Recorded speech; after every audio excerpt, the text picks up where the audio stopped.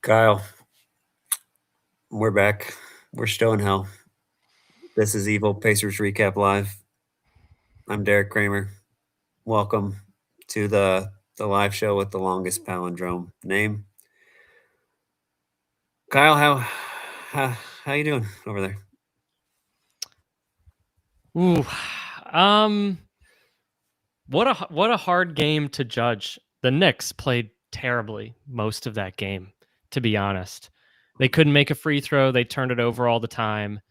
The Pacers got up huge early after some really hot shooting, and then Cool. Right apart back from off. Siakam's 7-0 run, like personal 7-0 run in the fourth quarter, I might honestly say only one Pacers player had a good game.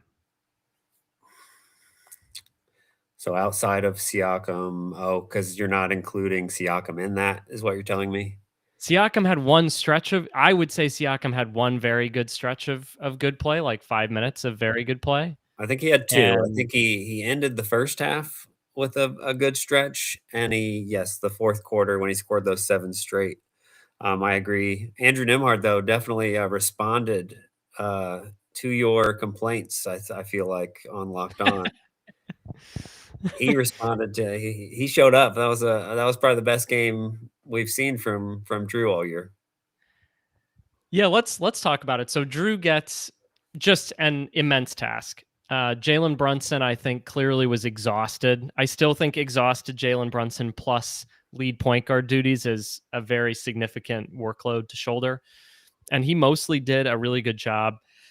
A few times he got beat. That's going to happen. Obviously, on the last shot, you tip your cap. There's not much to say. The Knicks had to go for I thought at least the Knicks had to go for a 3 there. They looked so gassed. Win it or lose it, whatever. But, you tip your cap on that shot.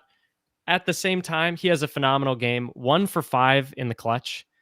I do wonder if he really just sort of exhausted himself as well in the first 25, 30 minutes he played, to the point where he just really had nothing left. Because I thought this was a for sure Andrew Nembhard career high night, and then that didn't happen. He just ran out of juice. Yeah, he got some good looks towards the end. It felt like kind of him and Brunson were almost both kind of a little too into the I'm going to score on you kind of thing for a stretch. Like both were getting great looks, and then honestly, both of them for a while were missing some shots where you thought they probably would normally hit those. Especially Drew tonight, the way he was shooting, like you said, 1 for 5 in the clutch, so he was 11 for 14 in the rest of the game. Like just unbelievable shooting all night. Every time the ball came to him, whether he was doing the dribble combo that made me think of game 1 from the finals or catching it late in the shot clock, like the end of a certain Knicks game in the playoffs 2 years ago, like everything was going down for Andrew Nembhard tonight. And then, yeah, just everything kind of fell apart in the clutch. Missing that closer that they've had. Yeah, he just couldn't create space anymore. And you could tell there was one possession. It's hard for me to place it. Maybe 4 minutes to go, 3 minutes to go. I think he's got Kolek on him, and there's clearly space to his right hand if he can like burst by him, and he just can't. And he really struggled to create genuine separation on his jump shots. I think I've said this before. I think he's through this point in the season, he's been the worst high volume jump shooter in the pull up jump shooter in the league. But in this game, he was creating a lot of space on his jump shots, and he was taking some catch and shoot threes, which was a great blend. All of that was really good. And then, yeah, in the clutch, I just, it's a 1 point game. And so you kind of think about clutch time, and in clutch time, there's unfortunately for Andrew, like a little bit more to criticize than he deserves, because the rest of the game that he played was phenomenal. I mean, he really was phenomenal the rest of the game. And I mean, to be honest, I know you said Siakam had a couple good stretches. I just don't think, and Ben had had a few moments when he was like cutting into the zone and creating some good space, but I just don't think Andrew had help.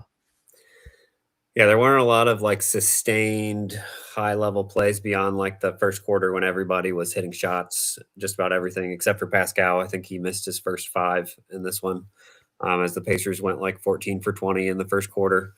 Um, yeah, I would agree with that. I think Drew was definitely by far the Pacers' best player, and like you said, it was a struggle to find very many other people that, like, had a good overall game.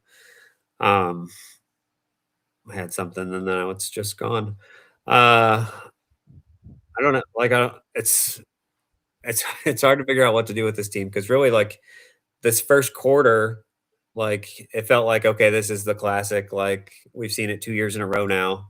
The team that wins the in-season tournament or even the team that loses that final game, like, they're so exhausted compared to a team that's had the Pacers had 4 days off since Hmm. they played their last game, and the Knicks just came off this high stakes game that doesn't even count in the standings for them. Like there's that obvious letdown stage where their legs are tired. They just came off that big win. They're sitting multiple people because of this. So like that's one where you feel like that's one where like that's a schedule loss for the Knicks. And the Pacers look like they were going to take advantage of that. And then I really thought this is the thought that came to me that left, but I really think they lost this game because of Tyler Kolek. He was phenomenal for the Knicks in both the first half, like, he got them back into the game, and then he did it again in the second half, and, like, he was the instrumental piece for the Knicks when they took the lead finally in that 4th quarter. He just picked the Pacers bench apart over and over and over again. He picked the Pacers bench apart. I mean, how much do we want to talk about who was guarding Tyler Kolek? I mean, we need to go there, so go ahead. Um, I mean, so obviously multiple players were guarding Tyler Kolek at different points. Ben Matherin's stints on him stand out to me, and in a pretty negative way. Mhm. Um, this is the thing with Ben. You like force him to navigate any amount of screens, and you get an advantage. And there they were, over and over again. Yes, and shout out to Tyler Kolek for wearing the Halley ones, just trying desperately to get me to like a New York Knicks player. I really like his game. Like I even like just his passing is tremendous. So like Hmm. it wasn't even just the like somebody gets stuck on a screen. Like if he saw an advantage, he was finding the right guy to pass it to. Like he got the Knicks a lot of easy baskets. I was really impressed with him. It's unfortunate Tibbs isn't still the Knicks coach because he might still be planted on the bench, um, unable to find minutes. But yeah, like, and then Ben usually it seemed like he was guarding him whenever, like, he and Brunson were both on the court, and then it would be Mathurin Yeah. guarding him for the most part. But yeah, it didn't seem to matter who was on him, like, he was having his way tonight. Yeah, obviously I may be taking a bit of a shot at Ben there, but I mean Kolek played a great game. Um that's not to take anything away from him. At the same time, I mean the Knicks were favored in this game. I think by 4.5 was the pregame line. Um to see the way the Knicks started the game, knowing who was playing and who was not, the Knicks first quarter was dreadful.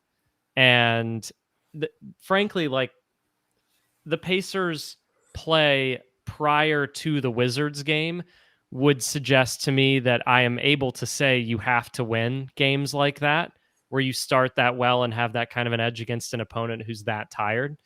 Um, I don't know. I mean, I guess Derek, I'm kind of struggling to like get my read on the team, because if you look at the team over the course of the season, you would say they're 6-20. They got blown out by Utah and lost to Washington. So yeah, a double digit lead against the Knicks doesn't matter because we've seen what they are for the whole season. But if you just think about like since Mathurin returned, you would be surprised that they gave it up. So, I mean, they gave it up twice. They got the lead and gave it up twice. Which version of the team should I be expecting? I'm not. I really don't feel like I know. I think on nights when they're playing a team like the Knicks, you can expect them to at least start being, like, up for that game, is how I feel right now. Like, we've seen it with the Thunder. They were up for that game. They're And up that for the was Bucks game.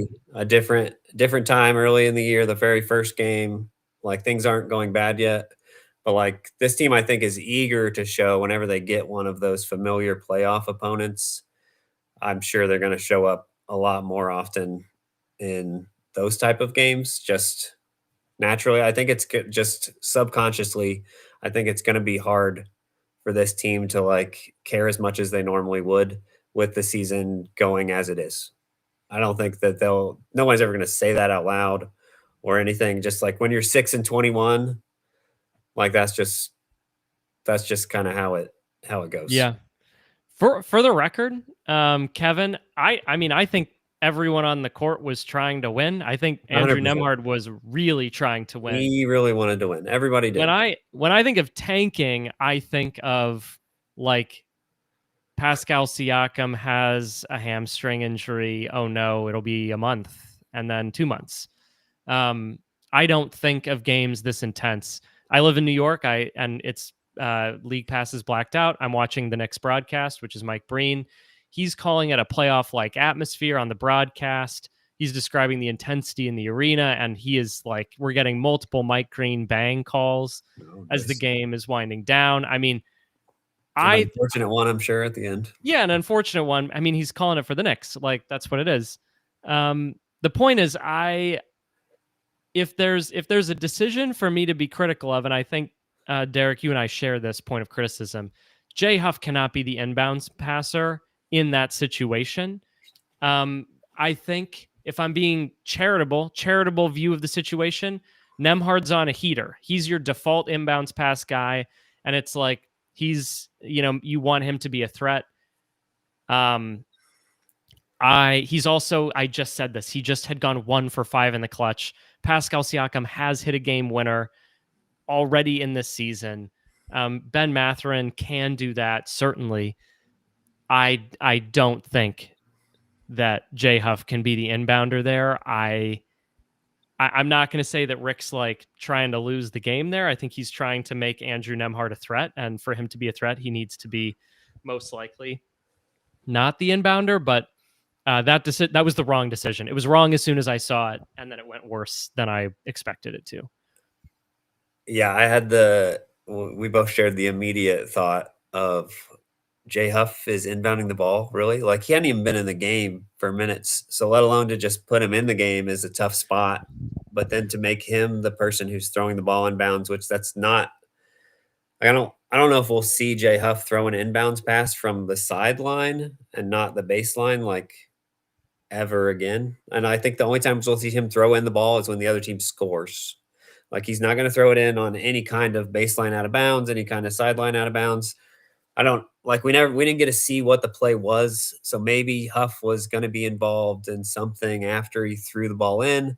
I just there's lots of questions there. I don't quite get it. Even putting in Garrison Matthews, like, that's a tough ask to put. Yes, he's a shooter. Their good Knicks are gonna have to respect that, but that's a tough ask to put a guy who hasn't played for however many minutes for those last 4 seconds. I get that one way more than I do Jay Huff throwing the ball in.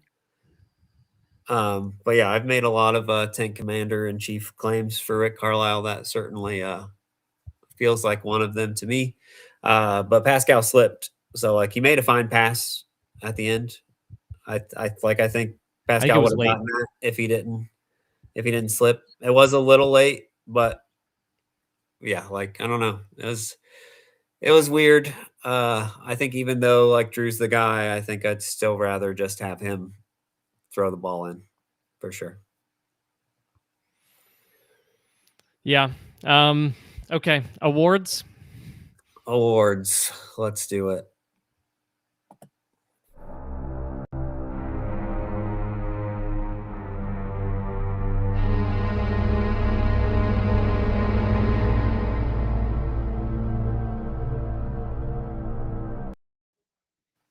Oh, the darkness fits again, sadly. The darkness fits, unfortunately. All right. Well, I think Unanimous. This one's going to be unanimous. this one's unanimous. Do you want me to come up with a second person? No, But no. I think we should just both sing Drew's praises because he played well enough to deserve it. Andrew Nemhard was incredible. He is the clear victor for the Tyrese John Halliburton Award, the Mr. Pacer, the MVP of the night, responding to Kyle's wet blanketness on Locked On, all the complaints. He was tremendous. I don't know what else there is to say that we've talked about. Kyle, I'll let you take it here. One of the great mysteries to me is how Andrew Nemhard, and this is true, this is like a statistical fact. It's just maybe a statistical fact that doesn't matter. I'm not sure. It is a statistical fact that Andrew Nemhard, has the worst on off shift on the entire team, meaning for no player on the team is the gap between the Pacers' performance greater in a negative way than Andrew Nemhard, meaning the team is terrible when he plays and really good when he doesn't. On average, for the whole season, TJ McConnell's minutes have been the better solo point guard minutes than Andrew Nemhard's. And I don't really get it. I certainly have seen him be really bad. He was terrible against the Wizards. He's been terrible at other times. And yes, he has like a rough stretch of clutch play. I just loved the way that he was creating space in this game. I did not feel until the fourth quarter that he was disrupting the offense with his shot hunting. I thought that way about Pascal at some points in the third quarter. At the end of the third and going into the fourth, I thought so of Jarris, who hit 1-3 and decided he needed to be the one bringing the ball up the court, even when Pascal Siakam is right there calling for the ball. So other players on the team are doing some of the shot hunting stuff. And I felt like Drew was just much more in the flow of the game. I thought that he, by and large, did what you would want him to do against Brunson in an absolute sense, like meaning even ignoring his offensive responsibilities. He was largely getting over the screens and staying down in the fakes, etc. BS foul at the beginning of the game, the chair pull. I mean, I'm sorry, I disagree with the refs on that one. 1,000%. 1,000%. He's got the whole chair pull. Yeah, we got the whole package going. So shout out Drew. So good. That chair pull was incredible. Like you just watch it from the top angle and you see just like how little that right hand does. Like, yeah, it like grazes him, and in slow motion it might look like something, but it was nothing. Just Brunson's looking for contact and slides right by and just hits the ground. Yeah, this is a gripe I have with officials in all sports, not just basketball. I actually think what I'm about to say is even worse in football, American football and European football. Officials make calls and look for reasons to uphold it. That's just the truth.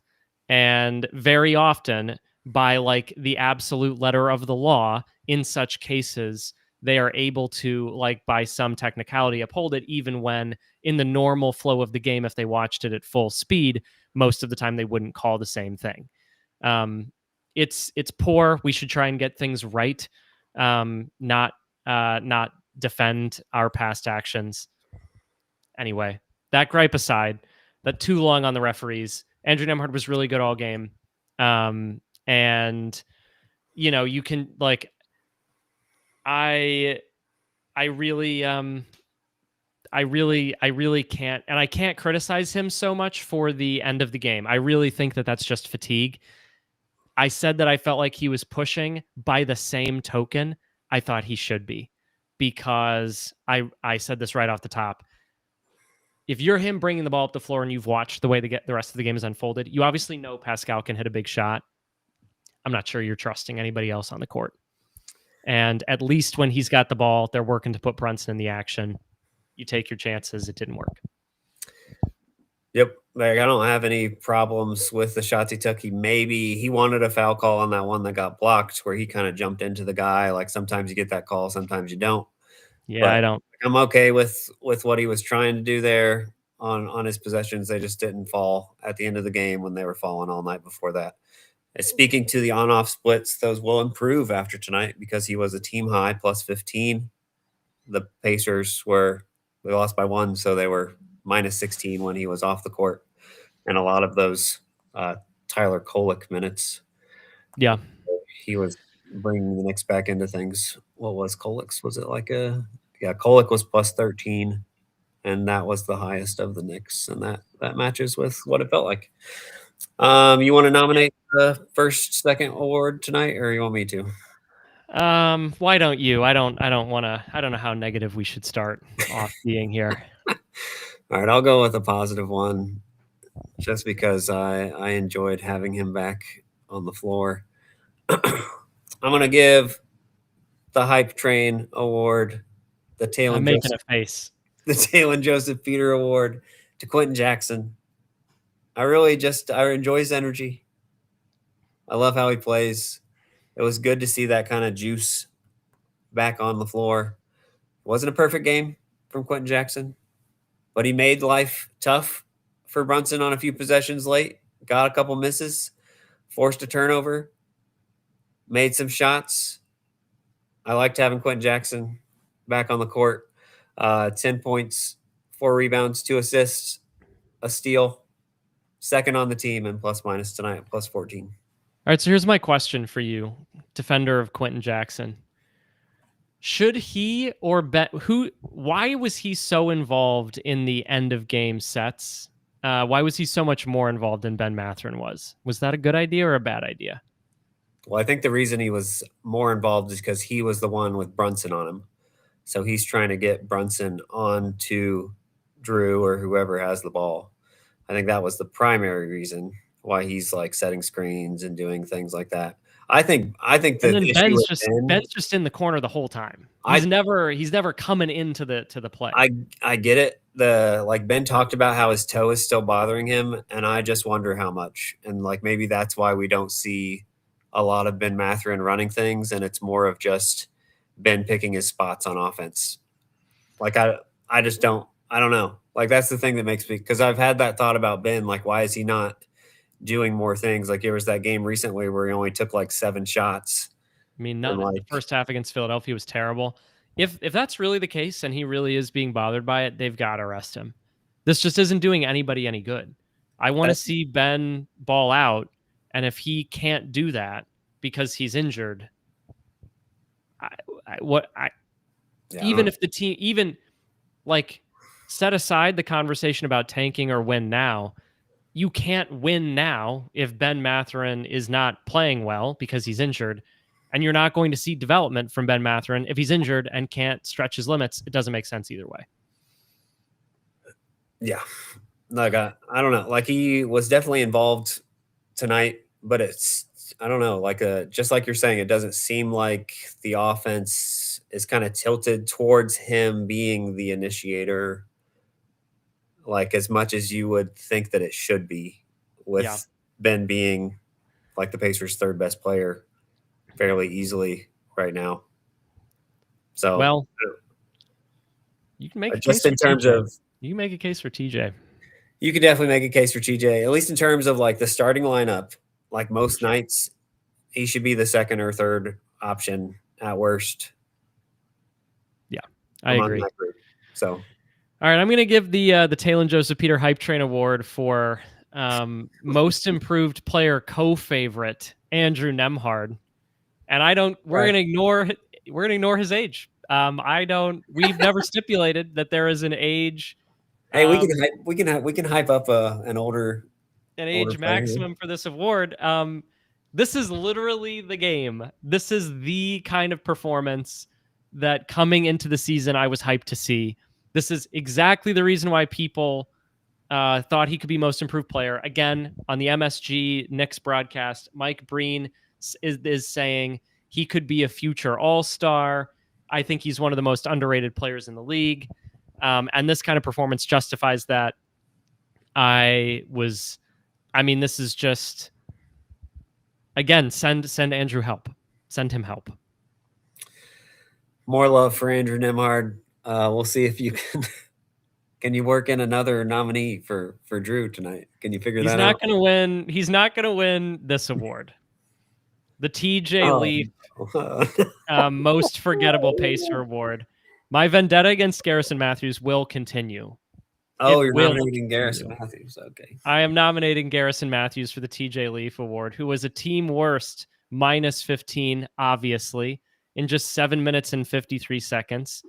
He's falling down while guarding people on the perimeter at a standstill. Blow bys for no reason. I am not I was not happy with his defensive play in this game was abysmal. Truly, I hope he forgets it. I hope he has many better defensive games in his future. I thought he was terrible. I mean, I'm sad. I'm sad to say that. Tragically, I could have nominated other people for this award and hoped that they too would forget their bad play. But I'll leave that to you. Just how dare you make me be the one who has to do this? Oh, You don't have to do it.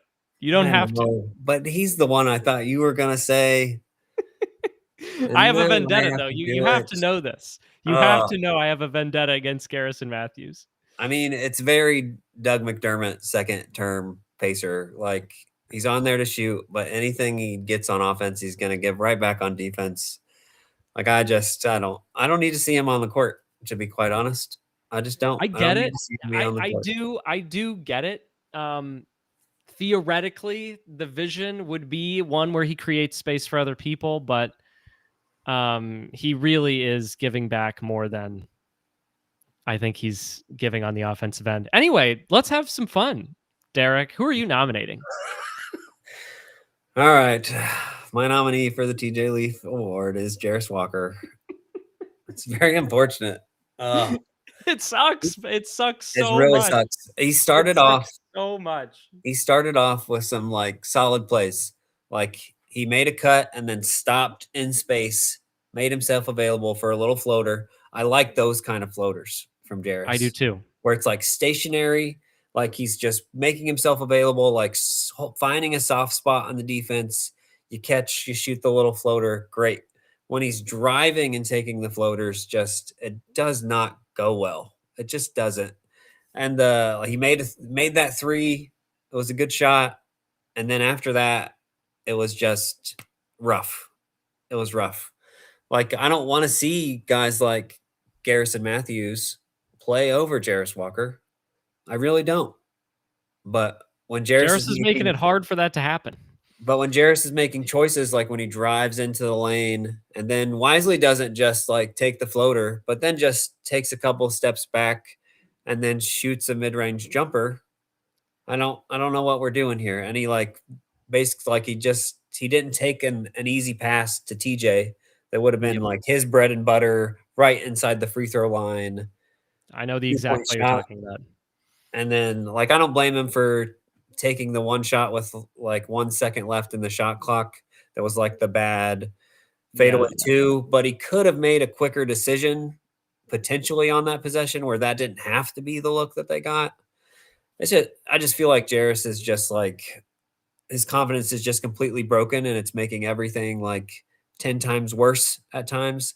Like you can tell he's pressing so much. Like even when he got that cut, he caught the ball, he got fouled on a layup and he missed it. But you got fouled, you're going to the free throw line. Even that, like you could just see when they showed the close up of him, like just dropping the F bomb, like you can just feel everything is so tight for him. Like he's feeling the weight of every possession, every decision, especially when he gets inside. I really feel for him, genuinely. Too. Like, did he? Now, this might be the play you're talking about. Was that a two-handed layup? I think he went up with a left. Like he started with two. I think he wanted to dunk, and then he tried to convert it to a left. Okay. I didn't. I think at that point I might have been behind and skipped a little bit ahead. I tend to skip through free throws, so I didn't catch the replay. It looked live, like he went for the very unusual two-handed straightaway layup. Interesting. Very interesting play. Old strategy. Can I make a tangential comment? I don't know if anyone's talked about this yet. Maybe people have the clip. Jordan Clarkson made one of the most funny plays I've ever seen on a basketball court in this game when he stiff-armed his own teammate to get the charge. I wanted to acknowledge that how quick thinking you have to be in that situation to see the play develop, realize what's happening, and just sneak in the arm and whack, take out your teammate with just a full forearm to the chest. Heady play, hilarious. Wish Rick had a challenge there very badly. The Knicks broadcast replayed it, and Clyde was like, "Ooh, glad the Pacers can't challenge that one." Anyway, just an aside, I thought it was a hilarious play. What That's was the kind of the grifting I enjoy that kind of grifting because it's creative grifting. Throwing your head back, uncreative, no, uninteresting. the Taking your own Brunson? teammate out like slyly, haven't seen it before. Give me the context of this because I feel like I missed it. This is a block charge call. I think in the fourth quarter, maybe like early fourth. I want to say Yeah, could have been late third. I think Pascal is the one driving, and or Jarris. It's one of the two, and goes at. I think it's Brunson who picks up the charge. Um, Clarkson is on ball and is sliding with the player, and just like the arm comes out and he just like gets him in the chest. Anyway, small moment. gotcha. I remember Kolek taking one, but I didn't see the replay. Maybe it was Kolek. Maybe I it was the that the play. thing that my like eyes lit up when I saw the replay, and you see Jordan Clarkson's arm. Anyway, it's just a funny play. Again, maybe the Pacers broadcast didn't show that angle, but Yeah, and go it's take my word for it. It was a funny play. possible I missed it if they did show that angle. All right, anything we want to talk about on this game before we move into our final, more positive segment? No, I don't think so. I don't think I have much. I'm looking at the stats, see if there's anything interesting to cover here. Should we Oh, talk about the centers briefly? Actually, should we we say haven't anything? mentioned them. They did both gather 10 rebounds apiece. Is that a positive note to say?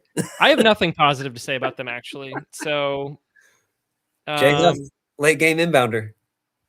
Jay Huff, his block streak of at least 2 blocks has moved to 13 games, which is tied for the fifth most. I think the Pacers said only Roy Hibbert and Jermaine O'Neal have had longer streaks. There's hmm, something positive about the centers.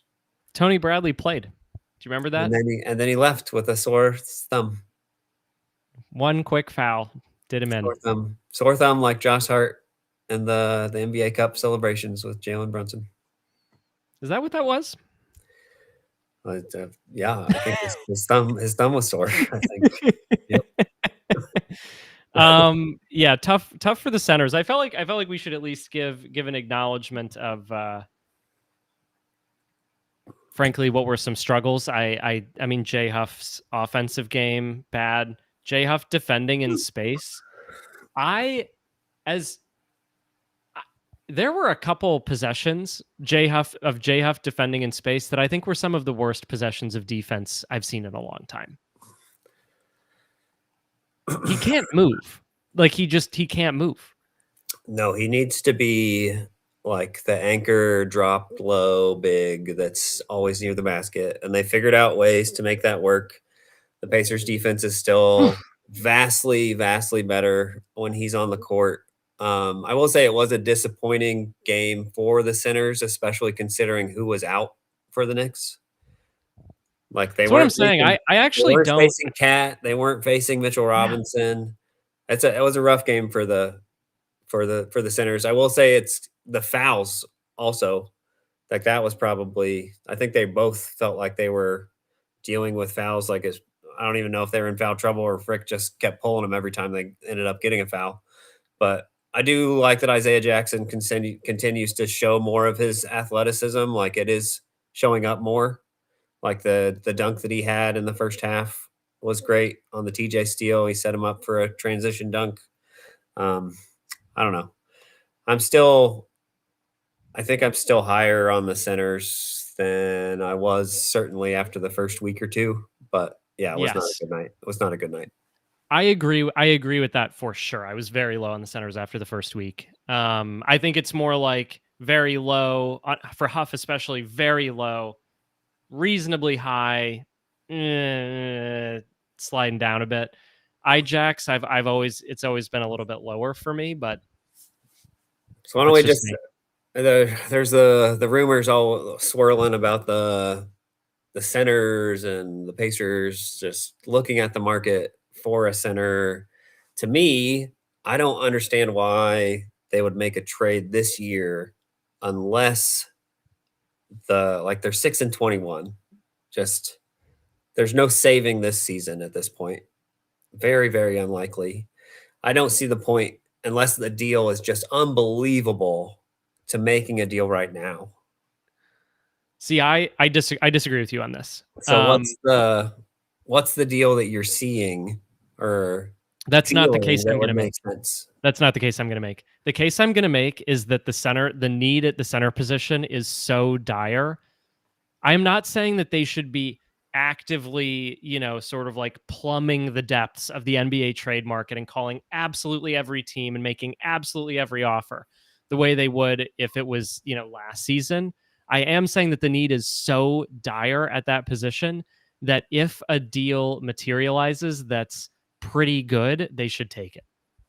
Because waiting, I mean, it's the alternative is just to like in purely cross your fingers, and I just don't like operating that way, of like a just entirely leaving it to chance. Like, let's say there's a deal for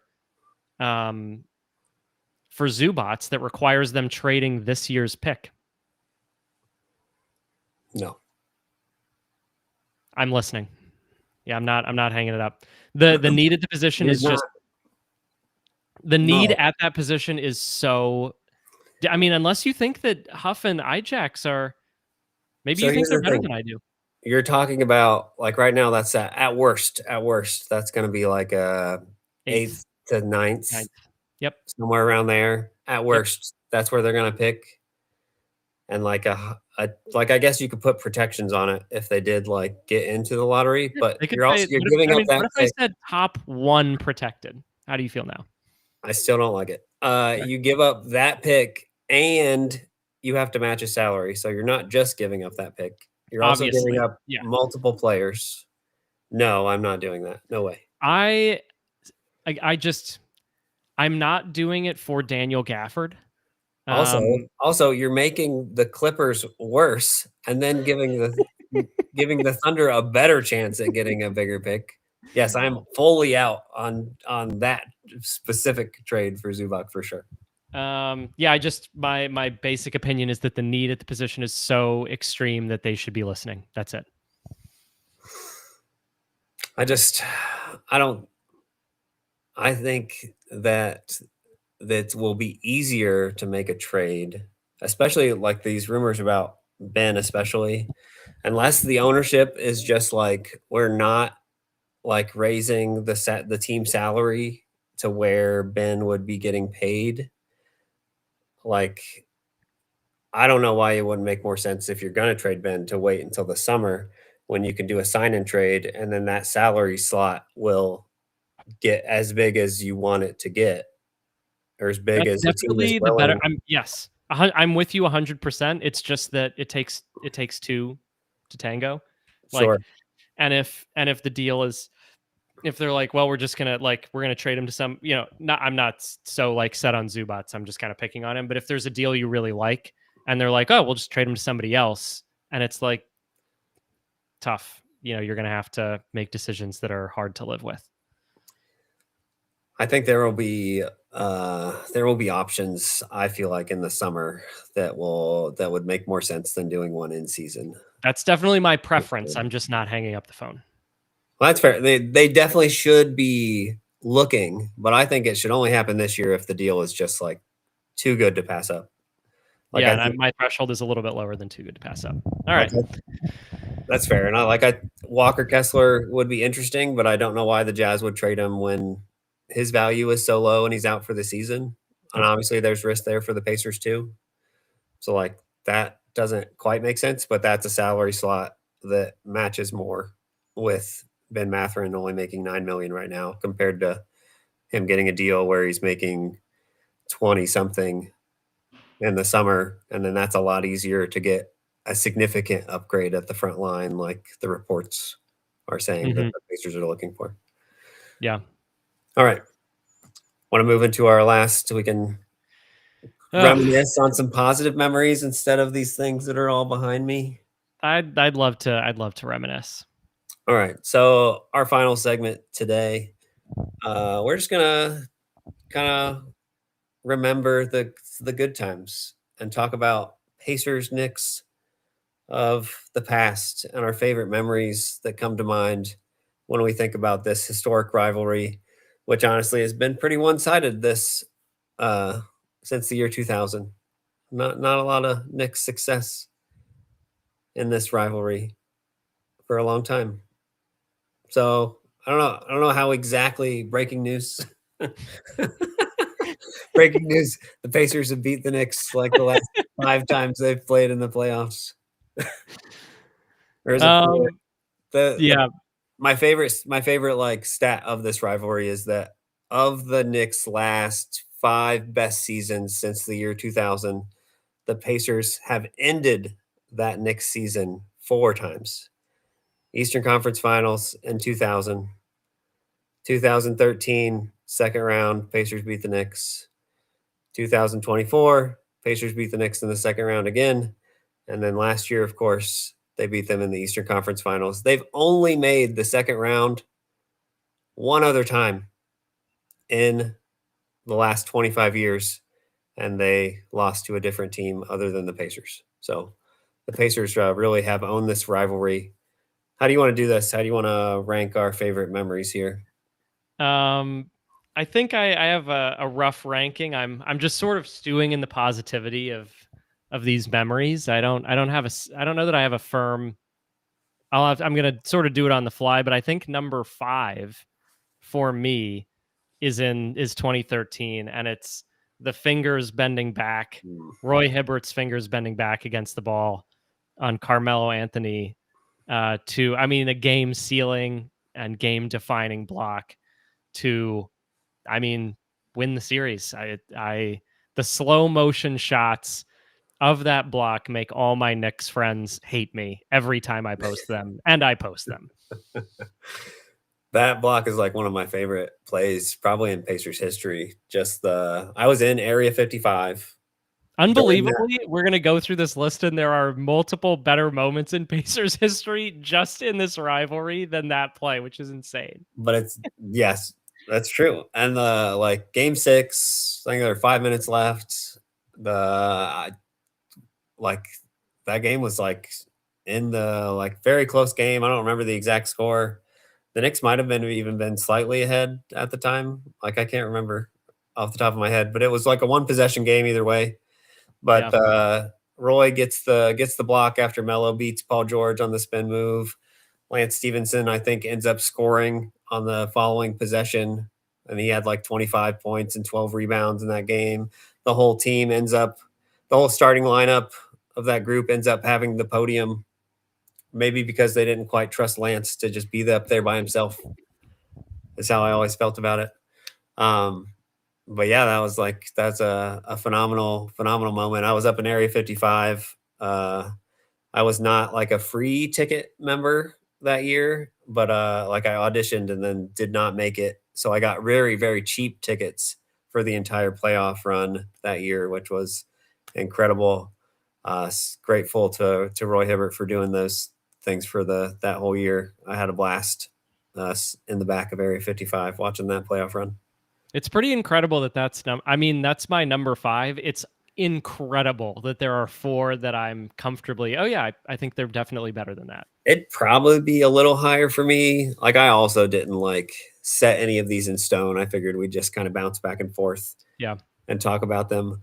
Um, yeah, That's like it my might, oldest one, so I'm also going sort of chronologically. yeah, okay. It might be like more higher in the like threes.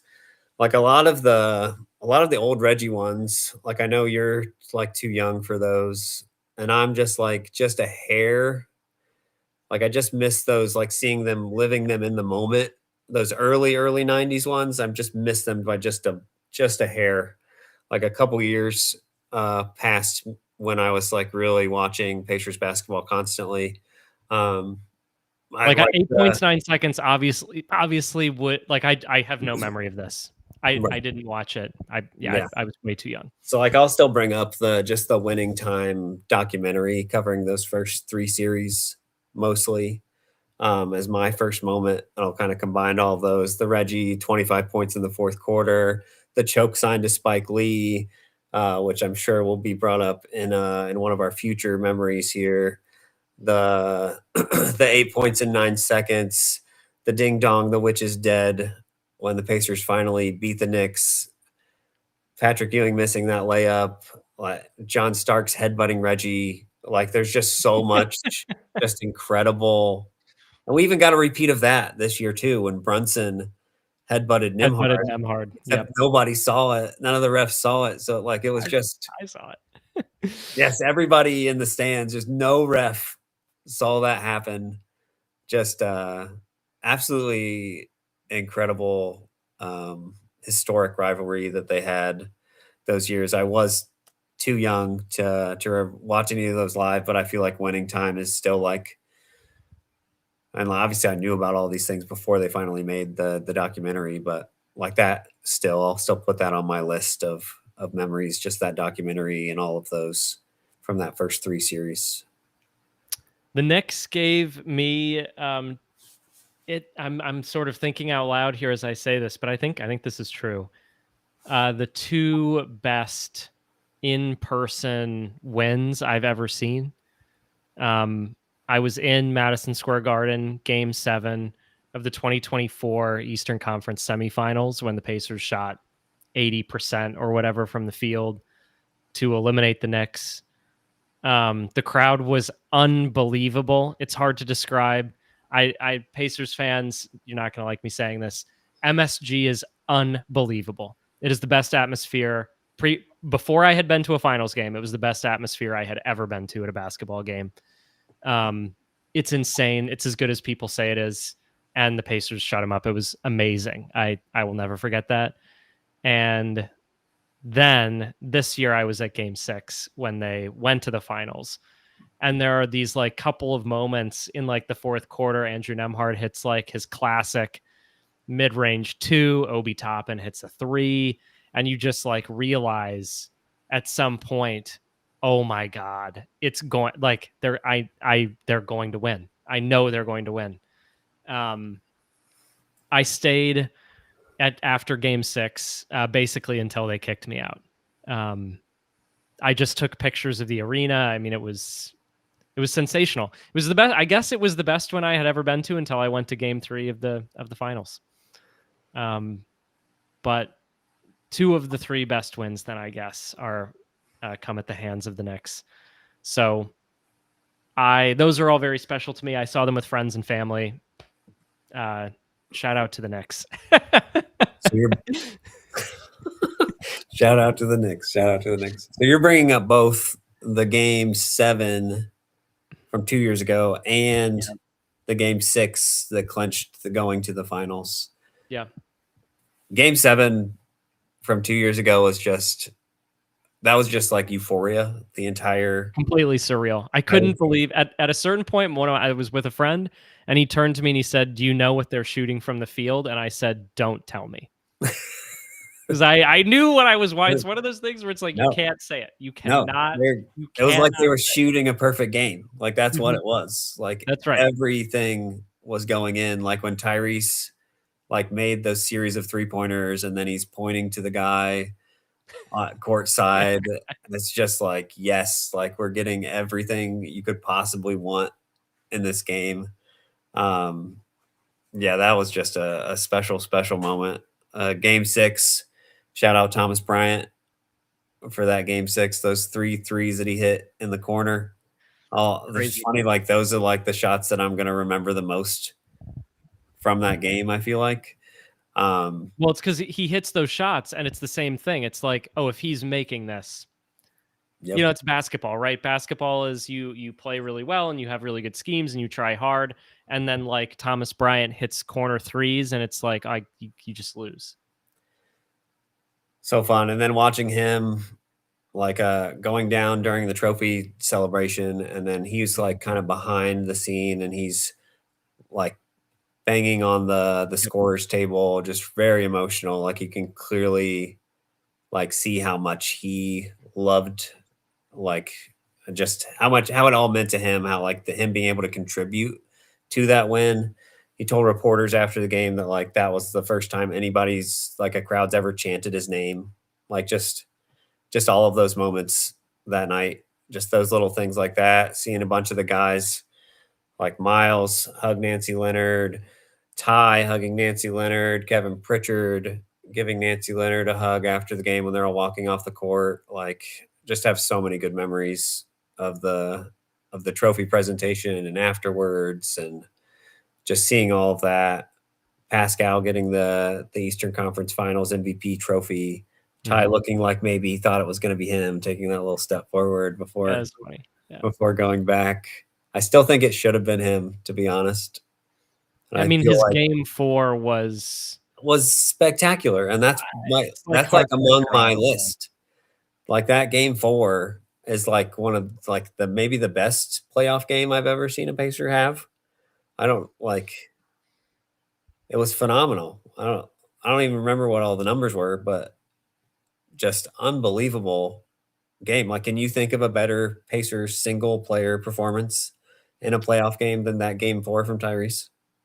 So there are a couple from Pascal against Milwaukee to start the 2024 playoffs that were, I mean, he was putting up like nearly 40 points a game on good shooting when nobody else could do anything. I think for the stakes, it's the Tyrese game. I don't think I'm just, that's just the first thing that comes to mind.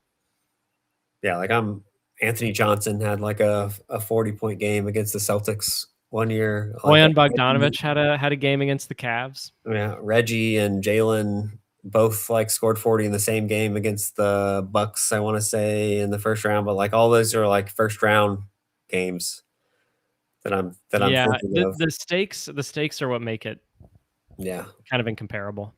So I don't and just the scoring and the passing and the no turnovers and just all of it was just sublime, incredible game. Um, yeah, I still think, and I feel like this year kind of backs it up. Like he's the team's MVP. He should have gotten that. He should have gotten that award. If the MVP award was season long, like if they voted after the finals, I think I think he's on the ballot. I think he's top 5 last year. I was thinking about this last night, and maybe 4th or 5th is my guess. Yeah, we've talked about this before. I think he should have been on the ballot, even just regular season, even with his He slow was start. so bad to start the season. He was And so it, bad. and then it didn't matter.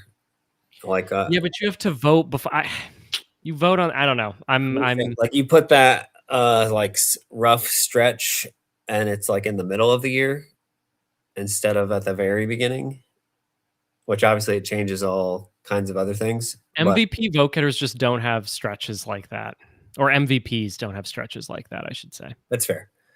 It's fair. We'll see if he jumps into the conversation next year. If the Pacers are immediately good again and all of that stuff, I think we'll hear some rumblings there. So I'll go old school again before your time. The second set of Pacers Knicks series in the '90s, specifically the one that finally sends them to Mm-hmm. the finals. Reggie getting my favorite sports picture ever.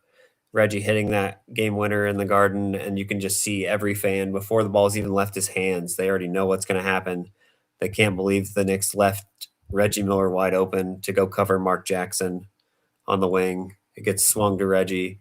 One of my first articles that I wrote on iPacers was like analyzing the fans in the crowd, and it was like you could see the 5 stages of grief on like different fans in the crowd. If you pick out specific people, they're all on different stages already before the ball has even left his hands. um yeah, that's way up there. Seeing the Pacers celebrate in Madison Square Garden that they're going to the finals, just phenomenal. Great stuff. um yeah, like I was pretty young, but I did watch all of those series. So like there's some bad memories in there too that I won't bring up during these happy times. One of the worst calls that have ever been made in the history of basketball. the reason why you can tell winning time is made by a Knicks fan is because it ends with that play among all things instead of the Pacers beating them and going to the finals. But that's another story. I will. I've thought about this, and I think probably it's just true. The Tyrese Halliburton shot in Game 1 against the Knicks is probably the single best sports moment for any of my favorite teams. I mean, it's like the Colts Super Bowl and that. And this one is, and I was pretty young when the Colts won the Super Bowl. I was like 12. It's the every so often I will just listen to Zach Lowe's like opening monologue on his podcast from the next day. I will rewatch the game, of course. I will listen. I will like I've watched the Knicks Film School live reaction multiple Yes, times. yes. I probably will remember where I was for that game forever. I watched it with Knicks fans, and it was, you know, Caitlin Cooper was on Knicks Film School today talking with them, and they were saying that they were asking about that game, meaning like the worst game you've ever had as a fan, and the Knicks guy was saying that for him it's that Game 1 loss. Probably that's true for many people, and it's like, you know, it reminds you that that's kind of what sports are, right? One fan's, you know, greatest moment in their fandom is another fan's worst moment ever, and it's like kind of impossible to that the end of that game is impossible to describe. Um, Andrew Nemhard has like an incredible shot in the 2024 or in the 2024 playoff run, and at the time, it's like, you know, I'm thinking to myself, that is the biggest shot like the biggest single shot a Pacer has hit since Reggie Miller. And then, you know, the next year comes around and Tyrese does 4 better ones back to back to back to back. And the best of them all was obviously the next one, whatever he thinks about it. Yeah, it's like one of those rare sports moments where I will always remember where I was. Just everything about it is perfect. It's probably my top, like, yeah, sports memory in general of anything. Just Aaron Nesmith hitting all of those shots, and at first I'm just mad that he's making them because I feel like he's just wasting all these shots that he's going to need in game 2. Like, even knowing what the Pacers had done throughout the playoffs, I'm like, this one just feels over. It's not the Pacers' night. And then Aaron starts hitting all those threes, and it's mostly annoying at first because I think it's over. And then it just keeps happening, and then it keeps happening. And then all of a sudden they're down 5, and then they're only down 2. And then Madness. OG misses a free throw. Madness is He what looked happened. nervous.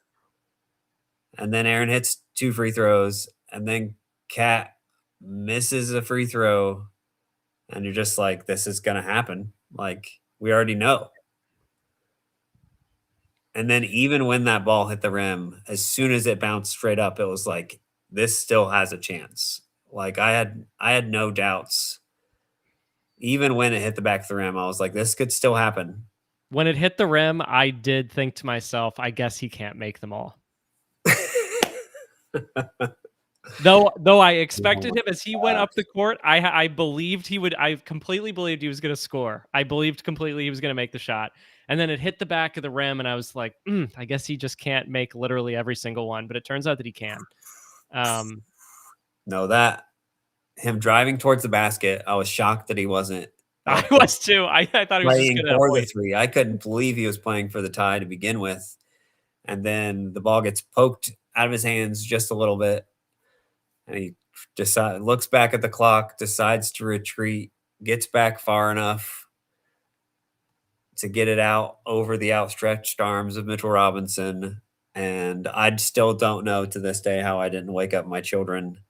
I'm screaming in the living room for the second time in I don't even know how many days it was since the last time I was screaming in my living room when Tyrese hit that shot against the Cavs after another just insane comeback where they had no business winning the game. I Just went from sitting on the couch with I'm watching exclusively with Knicks. I'm watching with like Kyle was I'm from watching with five is Knicks fans and one Pacers, one like neutral who I've convinced to root for the Pacers. yes. And Kyle's in New York if anybody is I coming. live in New York. And at some point in the fourth quarter, I just got up and I started pacing behind the couch because I was so pissed. And I wanted to leave. And I was like, I'll go do the dishes because I had like come over and we'd made food together. And I was like, I'll just go do the dishes. I don't want to be here. And they were like, no, you have to stay. And then that shot went in and I collapsed. I like I just fell to the ground and screamed. And oh my god. we didn't watch any more games in that series together. Oh, it's just an incredible moment. I did the same thing. Every time I re-listen to these podcasts dissecting the game, Zach Mhm. Lowe does it, Tim Legler does it. They are so shocked that they pull out the play-by-play and just read it because they just don't believe what happened. After Yes, the game, Tim Legler, who I think of as being like level-headed, fair. I like Tim Legler. love like He gets on the show with Maras and is like, that is the greatest comeback in NBA postseason history. I mean, it's just, what can you say? It's amazing, and we got to root for it. It's incredible. truly incredible. Like probably this is maybe I'm prisoner of the moment. Very possibly, I will never have a better win as a fan in my life, and that Unless one's pretty they good. So that might be okay. yeah, like whatever win if they ever won the title, like maybe that tops it. And I don't know if it will. Just It in would be a terms of different like kind of emotion. It would be a it different would kind be of a emotion. completely different kind of thing. But yeah, it's just an incredibly special moment, obviously. Um, yeah, you can't say enough about it. I did the same thing. Like I don't usually seek out other teams like coverage and stuff like that, but that game I watched everything. I listened to everything. I found everything I could. I loved basking in the Knicks sadness for that one. It was just too good. I couldn't resist. Yeah, the And Knicks now I'm Knicks sitting in youngster hell, guys. so I Yeah. got my I had to bask in that while I could because now this year we are where we are. Um, so we only touched on the Nemhard three briefly. That's definitely among them. I can't believe we didn't bring up Kiefer Sykes scoring 22 points in Madison Square Garden. No. No. The Nemhard 3 is incredible. I mean, Tyrese has like the hands-on head reaction to that shot. He Mhm. totally screwed him over. Totally. Just threw him Did a grenade. absolutely nothing to get an advantage on that play. Terrible. Ugh. And the series is over, obviously. If they lose that game. They're down 3-0, it's done. Yep. A classic bang from Mike Breen on that one. That one I could not, unlike the Tyrese shots, where you reached a point where you were like, oh, he's just going to make this now. Like again, by the time you get to the finals, it's just, I don't even know. If you would have asked me in the like half a second when he raised up, what are the odds the shot goes in? I probably would have said like 80 or 90%. Like I was that confident. Like he would have to lose the ball. I don't know. It's going to go in. The Nemhard shot, no way is that ball going in. unlike the Tyrese shots, that one was an absolute prayer. And like he bobbles the ball on the way up. Like not only did Tyrese put him in like the worst possible position after just not utilizing the clock well at all, and then just tossing off the grenade to him. But like, yeah, Nimhard like makes a move, gets open, but then bobbles the ball as he's finally going up for the shot, and then somehow manages to gather it and just nothing but net. That arena was insane in the moment for that one. Yeah, that was a special. Yeah, especially like down 2-0, like you said, like they don't win that game, it's over. Yeah, special moment. We didn't even talk about the sequel of it all with the Tyrese shot, like the choke sign, Reggie being in the building. One of my favorite things about all of those replays is His just laugh. his laugh. It's so great. Like I really think Reggie's like I don't love him as a broadcaster, but I feel like he played it pretty straight like that entire series. Like in terms of when he's on the air, I don't feel like he comes off as biased personally. I don't know if you feel the same way, but just in terms of like how he's calling the game, like he obviously shows it outside of that, but hearing that laughter, oh my gosh, you can just hear how much he's reveling and enjoying it. It was just too good. I love that moment. It's just so much. Ty I mean, it's choking, like doing the again, choke, yeah. pointing towards Reggie. Reggie, they choked. Reggie, they choked. It's unbelievable. I think Bill Simmons had Ben Stiller on the next morning. Mm. Or Yep. no, it was John Stewart. Sorry, it was John Stewart was on Yes. the next morning. And he's like, Simmons is like, I kind of expected you to cancel. And Stewart is like, well, now my son, who's like 20, can share the same trauma as me. I thought that we had escaped this. I thought I would never have to see that again. Knicks film school people said the same thing, where it's like, it's just like this of literally all the things in the entire world that could go wrong. This specific one is the most wrong of all the ways it could possibly be wrong. Oh, it's just I have one of it's my good. one of my Knicks friends said he would have rather it had been a 3 and it just win the game.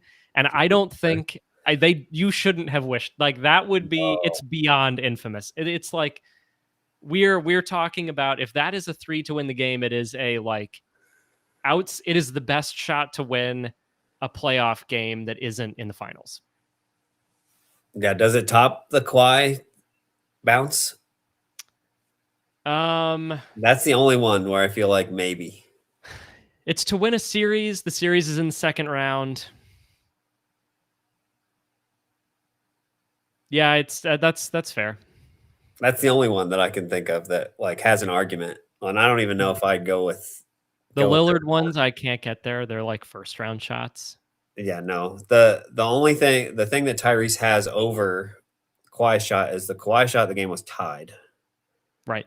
So you have that. Like that's the thing that's like underrated about all of these Tyrese shots is not only were they game winners or game tires, but they were behind on every single one of those shots, which ups the level of like clutch needed because there's no it's you lose. If you don't make that shot, it's just over. It's not like they got overtime to try again if those shots don't go in.